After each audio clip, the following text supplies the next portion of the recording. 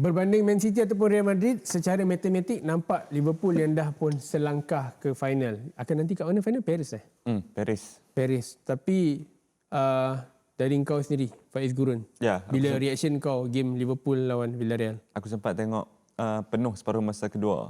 Sebab masa separuh masa pertama kita bersama dengan Razman Roslan. Kita duduk dengan Razman Masih Roslan. lagi tengah moreh masa tu. Jadi aku sempat tengok penuh. Tukar-tukar channel lah. Sebab masa tu Inter lawan Bologna juga. Bologna lawan Inter. Okey. Inter kalah game tu, aduh. Okey, itu lagi ya. Itu lagi.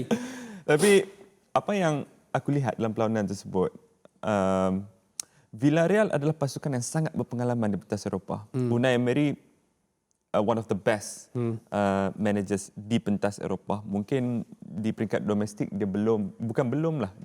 Dia kurang bernasib baik, tapi di peringkat Eropah dia memang ada reputasi yang tersendiri. Villarreal juga dah menewaskan Man United dalam final Europa League tahun lepas. Tapi pada perlawanan ini, Liverpool, kalau aku boleh guna satu perkataan ni, dia menyeksa pasukan Villarreal ni. Dia torture. It's a torture for them. Dia akan pergi in numbers, ramai pemain yang akan support, macam gol Henderson ni sendiri.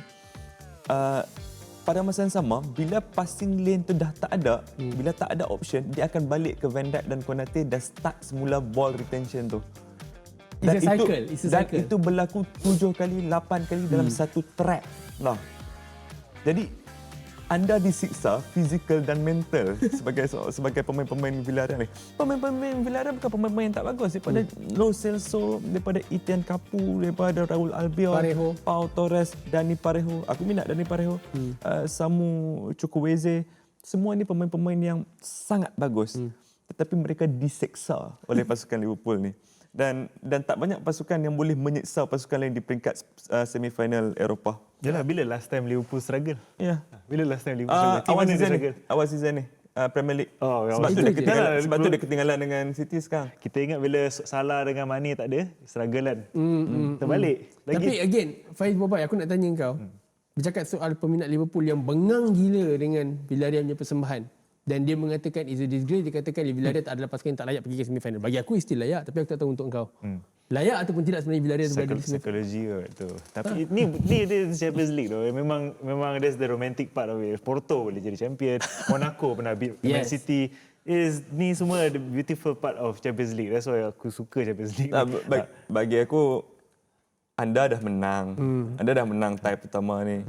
Dan football is all about respect. Respect lah opponent tu. Dia pun dah lakukan banyak untuk dia sampai ke semifinal. Untuk kata dia tak layak ke semifinal.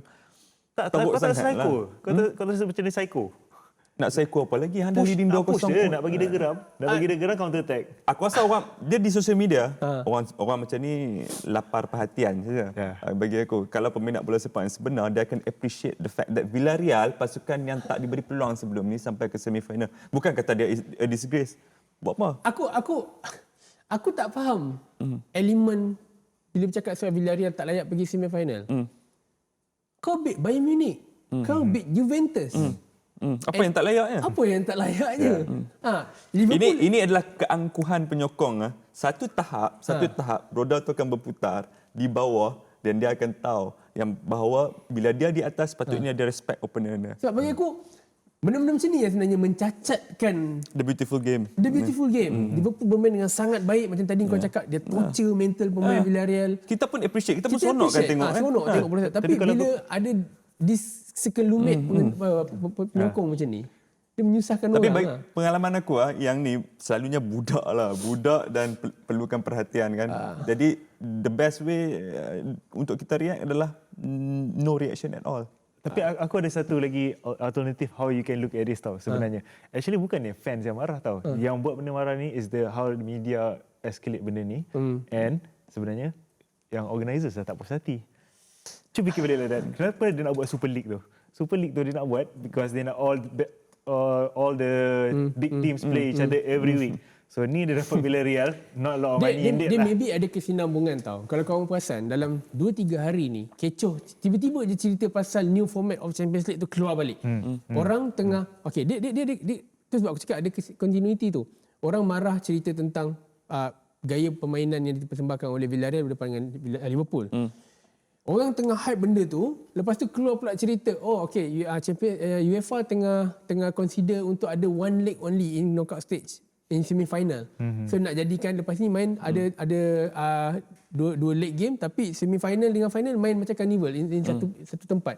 So dia macam lagi nak ada elemen orang menyokong idea tu. Benda tu macam aku boleh faham lah maksud kau sebenarnya. Okay, tapi kita nak balik pada track cerita pasal Liverpool dengan Villarreal. Dalam game Liverpool dan Villarreal tu, aku nampak yang game macam kau cakap sentiasa main, memang mental dan juga fizikal Villarreal akan penat. Tapi Liverpool dia ada satu benda yang dia struggle, which is nak break satu benda sebelum kau dapat. Yelah, gol pertama, gol kedua tu tak ada masalah pun. Tapi nak dapatkan gol pertama satu problem. And in fact, gol pertama tu pun adalah gol deflection daripada Cross Henderson. Apa senario sebenarnya yang jadi dekat Anfield malam tu? Ya, sebelum ni kita tengok Liverpool ada satu pasukan yang boleh mencipta jaringan dari mana sahaja bila-bila masa. Itu maksud aku. Tapi separuh masa pertama dia memang bergelut dalam perlawanan tersebut. Sehingga kan mereka bila orang cakap yang gol pertama Jordan Henderson tu adalah atas faktor luck, atas faktor luck. Itu tuah dia untuk dapat gol tersebut. Aku rasa dalam bola sepak anda perlu push the luck juga. Dan Liverpool has been pushing to get the lucky moment. Liverpool has been pushing all game. Credit to Villarreal. First half dia orang memang bertahan dengan sangat baik. Dan bagi aku pada perlawanan tu Villarreal bermain lebih baik di separuh masa pertama berbanding dengan separuh masa kedua. Mungkin faktor kepenatan ke apa aku tak tahu. Tetapi the fact that Liverpool boleh melakukan ball retention 6 round, 7 round itu gila. Itu kali terakhir aku tengok dominasi seperti ini adalah dominasi Barcelona di bawah Pep 2008. 2008 sampai 2010 lah. 2011 tu pun dia dah tak dominate macam mana sebelumnya kan. Dan mereka bertuah yang semua pemain hit form pada masa yang sama simultaneously. Bagi aku ini semua faktor yang menyumbang kepada Liverpool adalah pasukan yang kuat, tetapi mereka lebih kuat sekarang kerana semua pemain berada di tahap prestasi yang sangat meyakinkan. Untuk kau Faiz, struggle-nya Liverpool untuk dapatkan first goal tu?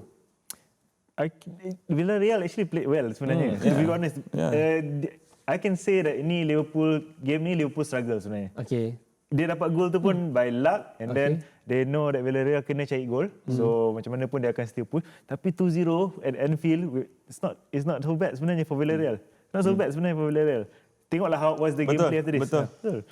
Sebenarnya dua-dua gol tu pun sangat boleh dielakkan oleh Villarreal. I think Liverpool mental dia kuat masa tu. Dia macam keep trying. Kalau dia concede je habis, confirm dia koyak. Aku boleh faham lah bila kau cakap pasal 2-0 bukanlah keputusan yang buruk. Kalau nak tengok balik, total shot Liverpool dan juga Villarreal 19-1 tu. 19 dan 2 je gol, okey lah. Possession 72 kan. 72%.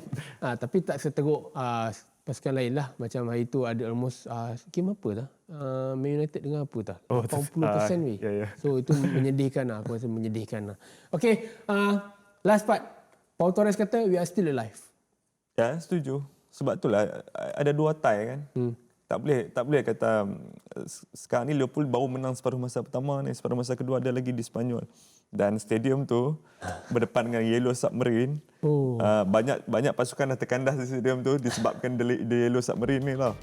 Jadi itu sangat menarik dan aku akan tengok game ni live lah nanti.